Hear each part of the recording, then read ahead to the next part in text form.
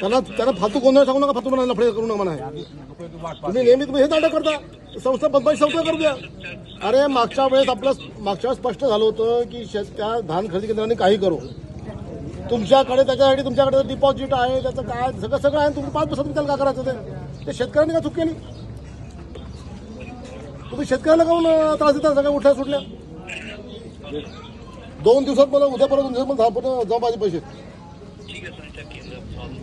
ते कोण आहे मला माहिती नाही. 2 दिवसात ते केंद्राचं काही लफडं असेल ते केंद्र सील करा, त्याला अटक करा, त्याला तुमच्या जेलमध्ये टाका, फाशी द्या.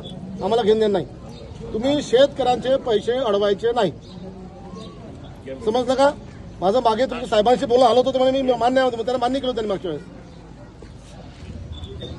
जो काही गोंधळ असेल तो शेतकऱ्यांना तुम्ही त्यांना करा ना. त्याच्यावरती काही कारवाई करत नाही, त्याला तुम्ही उठल्यावर शेतकऱ्यांना कारवाई करता तुम्ही. मला ते माहिती नाही, ते ताबडतोब करा.